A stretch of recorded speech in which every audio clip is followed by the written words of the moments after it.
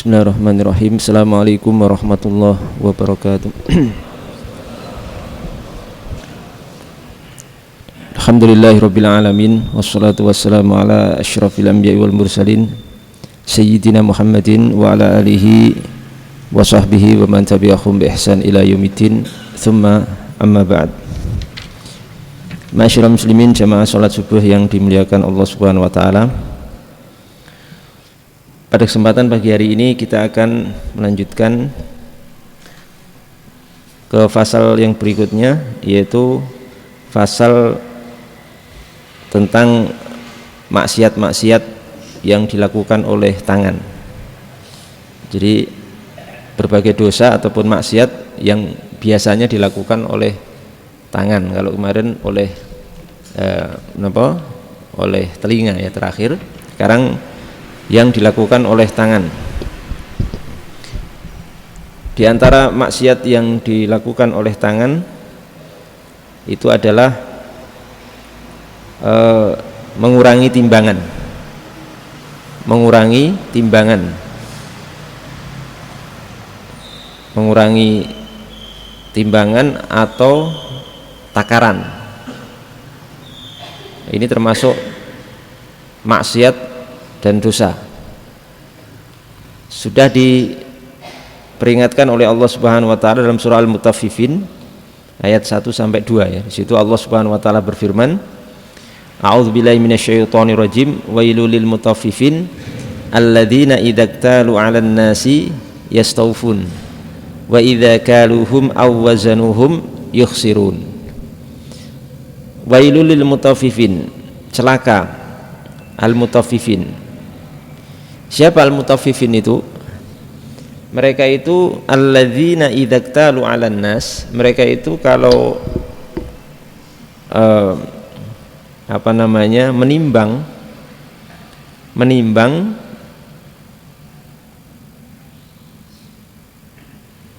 menimbang untuk mengambil dari orang lain, dari manusia, mereka itu yastaufun. Mereka itu yastaufun.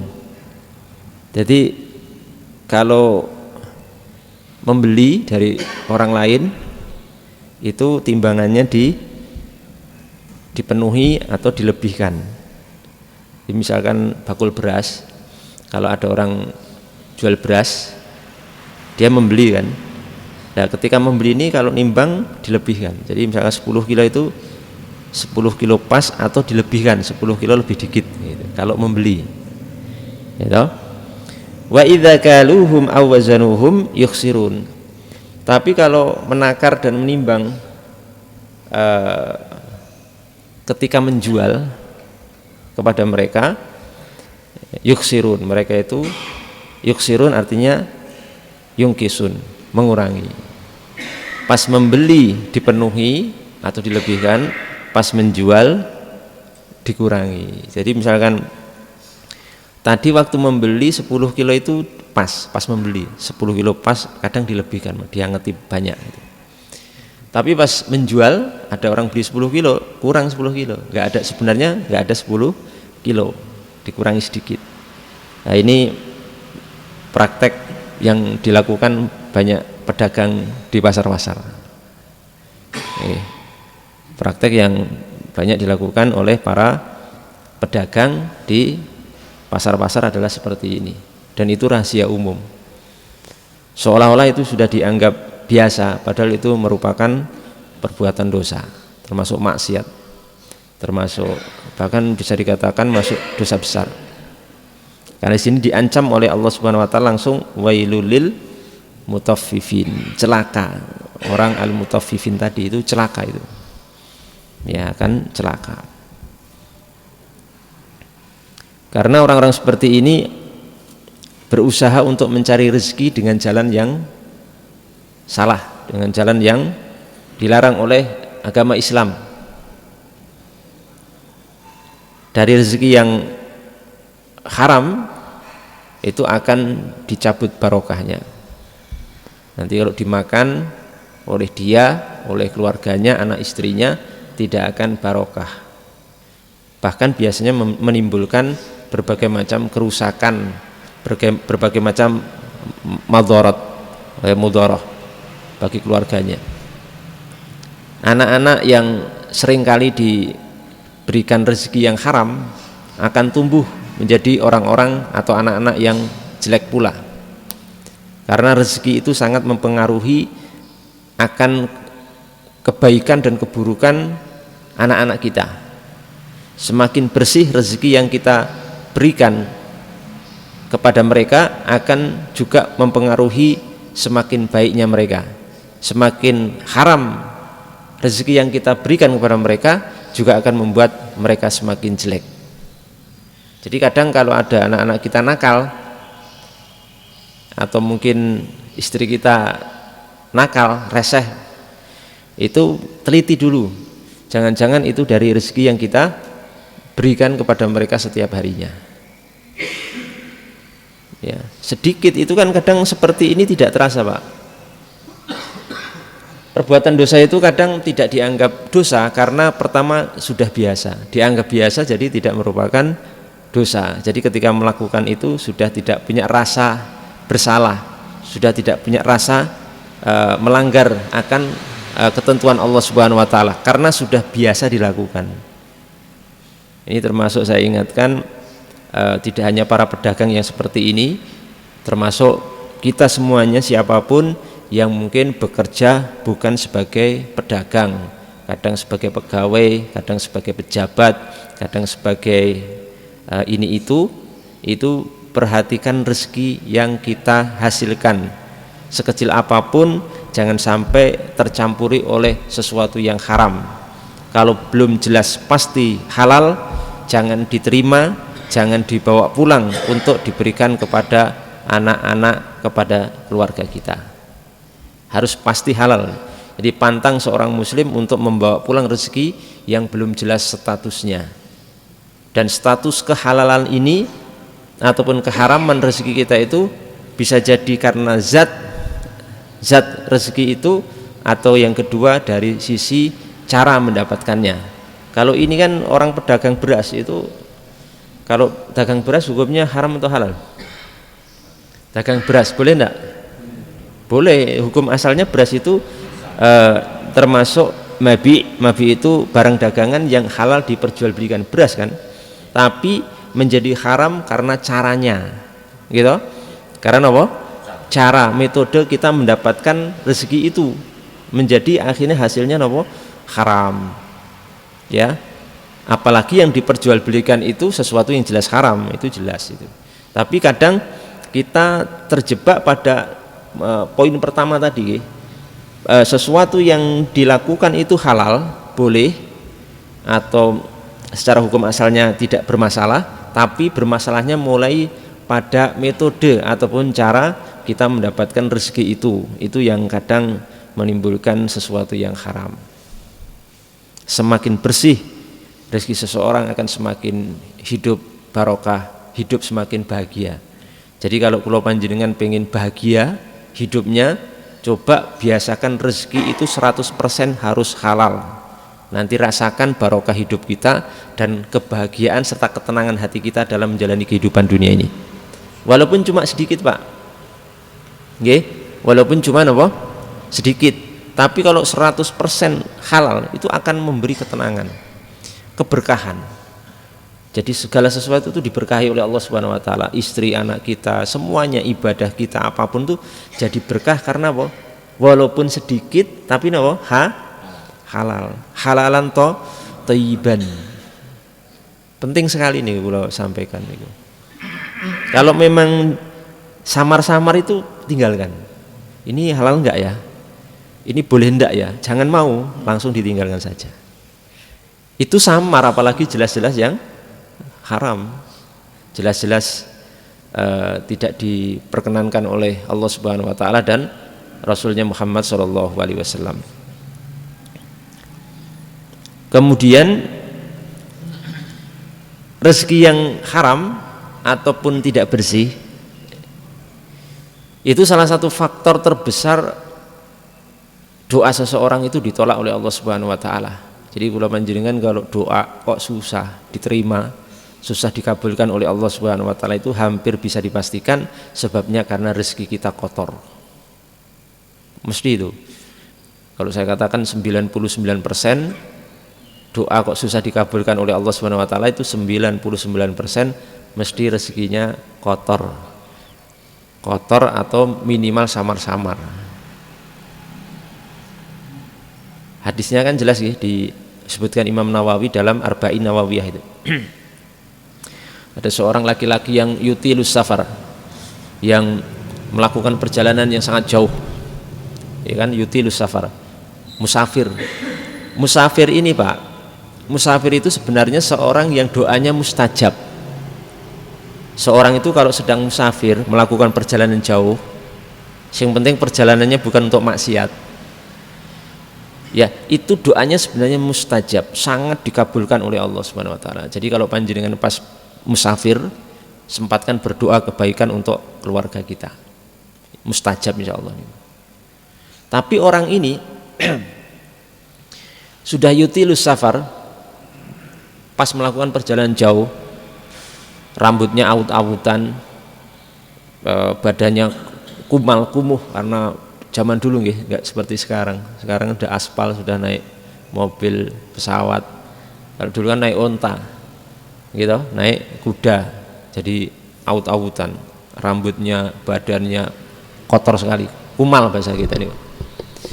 Terus orang ini yamuddu yadaihi ilas sama, mengangkat kedua tangannya ke langit, berdoa pada Allah Subhanahu wa taala. Lah ternyata doa si laki-laki ini tidak diterima oleh Allah Subhanahu wa taala. Ditolak oleh Allah Subhanahu wa taala yang seharusnya mustajab. Sebabnya apa? Sebabnya disebutkan dalam riwayat itu, ya, dia itu mat'amuhu haram, makanannya haram. Wa malbasu haram, apa? Minumannya haram. Wa ghudhiya bil haram, diberi makan yang haram. Fa anna yustajabulah, kemudian Rasulullah SAW mengakhiri hadisnya, lalu bagaimana doanya akan diijabahi, bagaimana doanya akan diterima oleh Allah Subhanahu wa taala kalau makanannya, pakaiannya, minumannya, segala sesuatunya itu haram, tidak bersih, tidak 100% halal. Harus 100% loh. Jadi rezeki yang baru 90% halal, kecampuran 10% haram, itu jangan dimakan, jangan diterima. Harus 100% harus 100% benar-benar bersih, 100% halal. Nanti panjenengan rasakan kehidupan kita akan bagaimana kalau mengikuti jalannya Rasulullah SAW dalam hal rezeki. Nanti kita akan merasakan bagaimana keberkahan hidup kita dan kebahagiaan kita. Makanya kadang maaf ya, orang-orang yang mungkin secara materi banyak Pak, ratusan miliar, ya, tapi hidupnya nggak pernah tenang, anaknya nakal, ya, pecandu narkoba misalkan, sampai seperti itu. Bapaknya juga nggak pernah tenang, istrinya nggak pernah hidup tenang. Bapaknya sudah punya uang ratusan miliar masih korupsi, korupsinya 8 triliun. Karena nggak diberikan berkah. Orang nggak pernah berkah itu sudah punya uang ratusan miliar masih pengen mencuri uang rakyat. Yang dicuri berapa? 8 triliun. Padahal yang dinikmati dia nanti, yang sempat dia nikmati semasa hidupnya nggak banyak. Belum habis dia sudah mati. Paling orang makan itu berapa? 1 piring kan?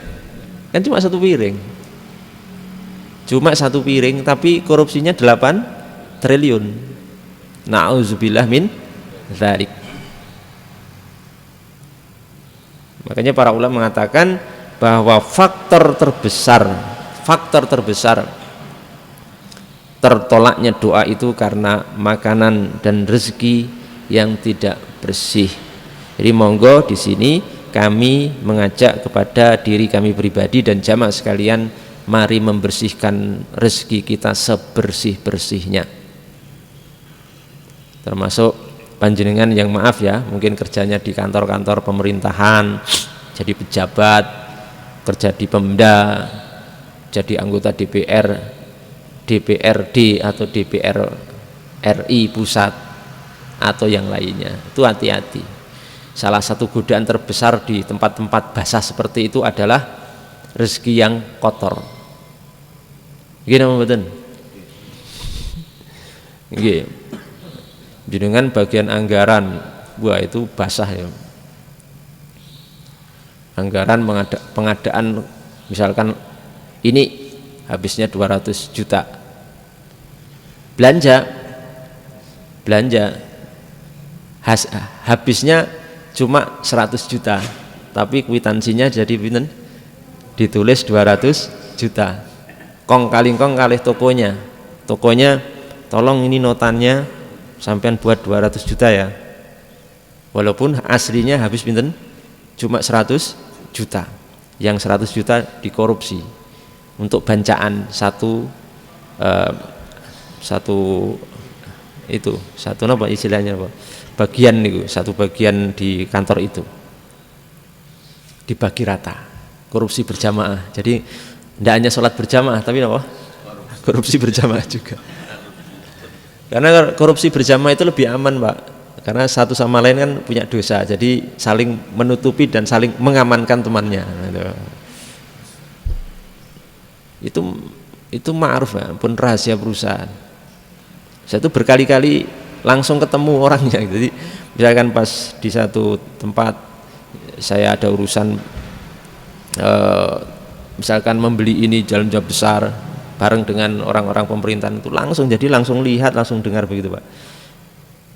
Itu nanti yang dapat dosa pertama tokonya juga dapat dosa nih.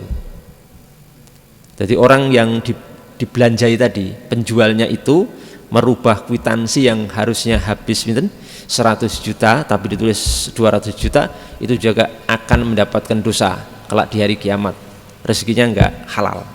Kedua, ini orang yang korupsi berjamaah tadi ya, korupsi berjamaah itu akan mendapatkan dosa yang besar di sisi Allah Subhanahu wa taala. Mungkin jadi orang-orang seperti itu ya luar biasa ya, dengan gaji yang sebenarnya tidak terlalu besar, hidupnya bisa mewah, senang memang, rumahnya mewah, mobilnya luar biasa ya, kehidupannya luar biasa, tapi hasil bukan dari pintu yang halal, banyak yang samar-samar, banyak yang haram. Bagaimana akan hidup tenang seperti itu? Sebatas memberikan menuruti nafsu, menuruti syahwat dunia, tapi dengan cara melanggar hal-hal yang Allah haramkan. Kalau kita mau jadi penjual, jadilah penjual yang benar-benar jujur. Kalau mau disuruh nulis kwitansi seperti itu, jangan mau. Walaupun berisiko orang itu nggak belanja di tempat kita, kan biasanya ngancemnya begitu, gitu. Ini saya mau belanja di tempat sampean, tapi kwitansinya dirubah ya. Kalau enggak, saya pindah tempat lain. Ya silakan pindah saja tempat lain, enggak apa-apa. Karena Allah itu sang pemberi rezeki. Kalau kita meninggalkan sesuatu karena Allah, karena itu maksiat, takut pada Allah, nanti Allah akan ganti dengan sesuatu yang lebih besar lagi.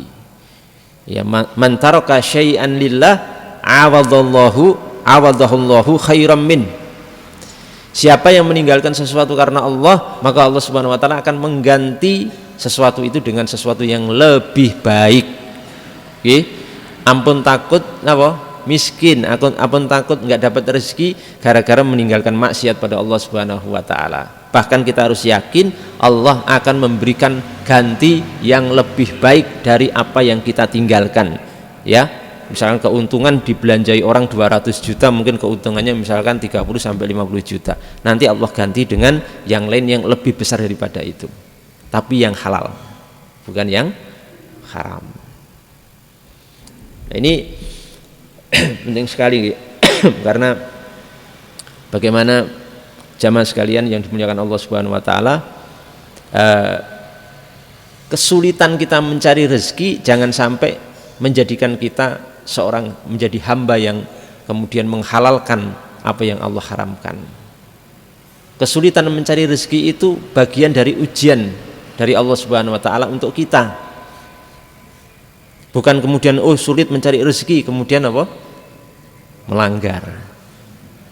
Yang haram saja susah malah buat kaidah nih, yang haramnya susah kok suruh cari yang halal itu. Walau ini sudah kaidah nggak genah ini, gitu. Lah makanya kok sering melakukan perkara haram ya. Lah karena itu prinsipnya, ya prinsipnya yang haram saja susah. Kok suruh mencari yang halal. Nauzubillah min dzalik. Tidak masalah Pak, misalkan kita secara materi duniawi ini hidup di dunia cuma sedikit gitu, kok terpaksa ternyata kita kok ya ternyata jadi orang miskin ya pas-pasan, nggak terlalu banyak. Yang penting halal. Itu nanti kan gantinya di akhirat.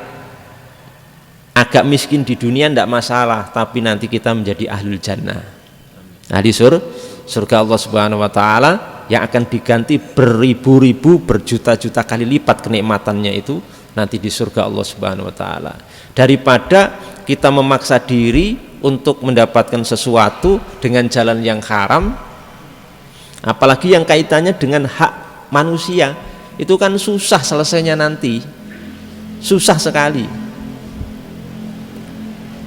Sampai ada beberapa teman yang curhat ke saya, jadi kerja di kementerian di Jakarta, itu teman sekolah saya dulu waktu SLTA, akhirnya keluar di kementerian Jakarta itu. Padahal itu luar biasa, basah sekali. Waktu kemarin ketemu saya waktu tahun Idul Fitri tahun sebelumnya lagi 1 tahun lagi, kenapa kok sampean keluar, tak tanya. Itu kan tempat basah sekali, uangnya banyak. Beliau menyampaikan, saya tidak kuat Pak. Kan teman sekolah tadi manggil saya Pak, wah tidak kuat Pak saya di situ, penuh tipu-tipu, penuh manipulasi, penuh pokoknya tempatnya garong ya situ.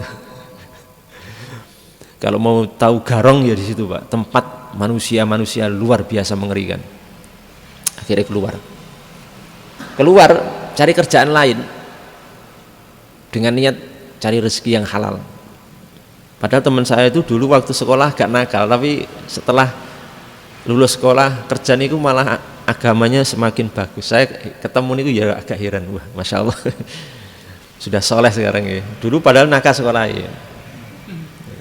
Memang hidayah gitu. Banyak teman-teman sekolah saya yang dulu nakal-nakal Pak, ketemu setelah pisah 20 tahun saya nggak ketemu itu berubah gratis 180 derajat. Sekarang sudah pada khusyuk, pada masya Allah menjaga sholat, agamanya bagus gitu. Yang perempuan pada kerudungan semua, wah masya Allah, nggak menyangka loh nih. Dan ikut seneng punya teman-teman sekolah seperti itu. Lah ini termasuk salah satunya. Akhirnya beliau keluar mencari jalan rezeki yang lain, malah dapat ganti yang lebih baik. Ya, akhirnya beliau dapat koneksi kerja di luar Jawa, di nikel, tambang nikel, yang hasilnya di tambang nikel itu gaji beliau, bayaran beliau itu berlipat-lipat dari apa yang didapatkan di kementerian yang ditinggalkan karena penuh dengan kebohongan dan garong tadi. Diganti oleh Allah Subhanahu wa taala. Nah, ini menjadi sebuah pelajaran bagi kula panjenengan. Mari tidak perlu khawatir masalah rezeki. Wong kita itu hamba zat yang maha kaya. Lucu kalau kita ini menghamba punya Tuhan zat yang maha kaya, kok masih kebingungan dan khawatir masalah rezeki bagaimana. Oke, jangan sampai seperti itu. Itu berarti akidah kulon jenengan itu masih rapuh, sering khawatir masalah rezeki, padahal kita itu dinaungi oleh zat zat Tuhan yang maha kaya. Sinten? Allah Subhanahu wa taala. Bagaimana? Berarti ini ada rasa tidak percaya kepada Tuhan, kepada Allah yang menghidupi kula jenengan. Lah kok cuma kita, Pak, binatang melata niku di rezekinya dijamin 100% oleh Allah Subhanahu wa taala, kok makhluk yang lebih besar dari itu. Kita niki lho manusia kok masih takut dengan rezeki. Niki sesuatu yang harusnya kita benahi nggih. Karena memang kadang akidah niku enggak seperti itu nggih. Jadi ngaji bab akidah itu harus juga diimplementasikan dalam kehidupan sehari-hari. Pantang untuk berbuat dosa, pantang untuk membohongi, pantang untuk mencuri dan sebagainya. Yes, pokoknya kalau dikasih amplop teman sekerja niku ditanya dulu amplop apa gitu. Jangan langsung diterima. Pak niki bagian jenengan, langsung malah guyang-guyu bawa pulang. Nanti ngomong sama istri sama anak, wah alhamdulillah, enggak tahu manggilnya gimana. Bu, dapat rezeki amplop ini, wah 10 juta amplop. Loh, itu amplop dari mana? Ditanya dulu. Gitu. Ini bagian jenengan itu sudah, kata bagian itu sudah indikasi. Kenapa? Ini mesti ada sesuatu yang mencurigakan.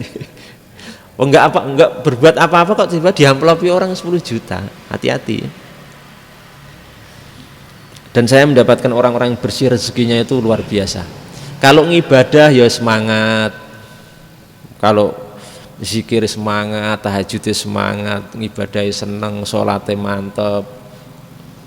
Pengaruh, Pak. Orang nek banyak maksiat rezekinya, ngibadah ya males. Sholatnya karo turu berarti. Gitu. Sholatnya ngantuk kan. Tasyahud itu kalih dengar. Itu pengaruh nanti.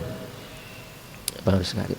Dan salah satu juga ini kaitannya dengan masalah timbangan tadi itu adalah mencuri. Wasarikoh disebutkan di sini wasarikotu, mencuri. Jangan sampai mencuri. Mencuri dalam arti mengambil sesuatu yang bukan hak kita, yang mana sesuatu itu disimpan oleh pemiliknya. Termasuk makna mencuri itu ya korupsi. Na'udzubillah min dzalik. Kalau di dalam Islam seorang yang mencuri itu hukumannya apa? Dipotong tangannya. Dipotong tangannya ketika mencurinya niku masuk nisab. Mencuri masuk nisab niku berapa? Nisab mencuri itu adalah rub'u dinar, 1/4 dinar. Minimal 1/4 dinar. Itu kalau dalam Islam hukumannya apa? Dipotong tangannya. 1/4 dinar itu berapa? 1 dinar itu kurang lebih 4,25 gram emas murni. 1 dinar itu sama dengan 4,25 gram emas murni.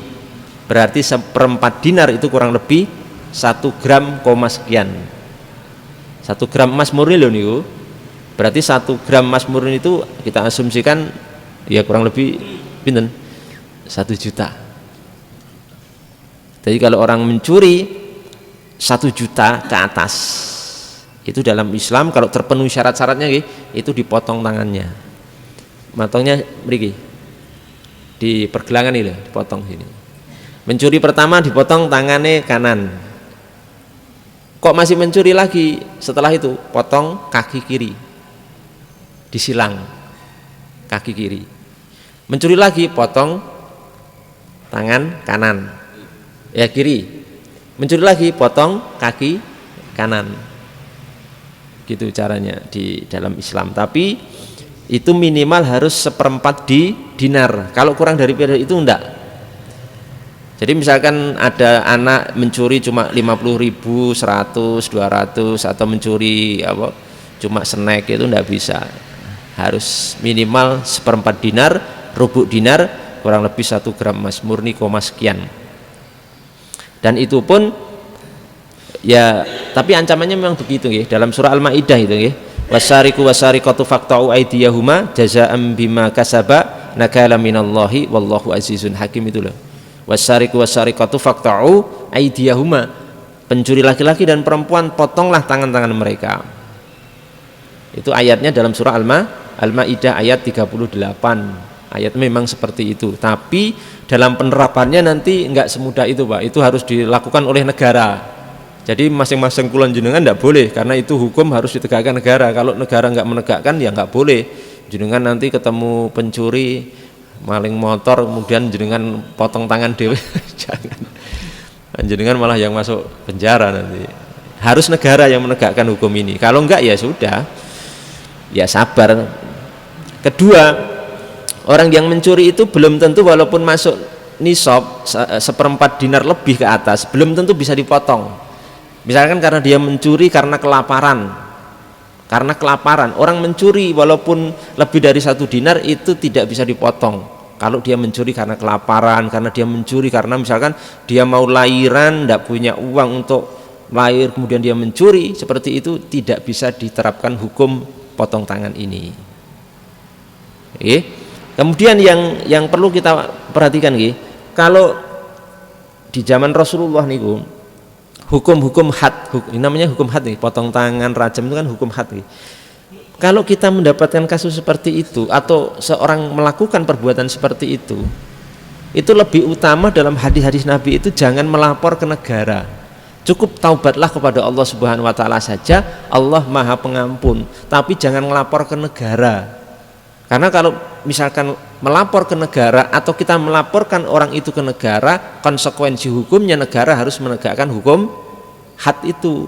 Hukum potong tangan harus ditegakkan oleh negara. Terus bagaimana kalau misalkan pernah melakukan itu, ya sudah taubatlah kepada Allah Subhanahu wa taala saja, nggak usah lapor ke negara supaya kamu tidak dipotong tangannya. Dan kita yang tahu misalkan ada orang mencuri nggak usah melaporkan ke negara. Kalau memang menyayangi orang itu, karena kan konsekuensinya berat potong tangan loh. Kan nggak mungkin tumbuh lagi tangan. Gitu? Seperti itu. Maka di zaman Rasulullah niku ada satu ketika ada orang mencuri, Pak, dalam riwayat Imam Ahmad niku, dan masuk lebih 1/4 dinar. Kemudian ditangkap oleh para sahabat, dilaporkan ke Rasulullah. Ya Rasulullah, ini loh fulan ini mencuri sekian. Ketika mendapatkan kejadian itu, Rasulullah itu malah menangis, Pak, tiba-tiba menangis, mboten senang tapi menangis, kasihan karena. Terus beliau mengatakan, kenapa kalau kalian mendapatkan seperti ini harus kalian bawa kepada saya selaku pemimpin negara itu, yang itu membuat saya harus menerapkan hukum potong tangan ini. Kenapa kalian tidak cukup bertaubat pada Allah Subhanahu wa taala saja sehingga tidak perlu sampai mendapatkan hukuman ini? Ya, kalau masalah uangnya atau yang dicuri nanti tinggal taubat dikembalikan kepada pemiliknya, selesai sudah itu. Termasuk naik berzina, misalnya ada yang berzina, misalnya loh Indonesia sekarang itu negara Islam menegakkan hukum rajam. Ada yang berzina, taubat, nggak usah lapor negara supaya nggak dirajam, cukup taubat pada Allah Subhanahu wa taala, selesai sudah cukup. Jangan lapor ke negara, atau kita melaporkan orang ini berzina ke negara nanti malah akan ditegakkan hukum had, ini rajam. Itu berat sekali ya, hukum had itu berat-berat, Pak. Hukum rajam, hukum potong tangan itu kan berat, itu lebih baik dihindari saja ya. Kalau suatu saat terjadi atau mengalami, kita sendiri hindari untuk lapor ke negara supaya kita lebih aman karena tidak mendapatkan hukum itu. Yang penting bertaubat dengan sungguh-sungguh pada Allah Subhanahu wa taala. Demikian yang bisa saya sampaikan, mudah-mudahan bermanfaat untuk kita sekalian. Semoga Allah Subhanahu wa taala senantiasa memberikan bimbingan dan hidayahnya pada kita untuk terus mengupayakan rezeki yang halal 100% untuk kita dan keluarga kita. Amin ya rabbal alamin. Wabillahi taufiq wal hidayah. Wassalamualaikum warahmatullahi wabarakatuh.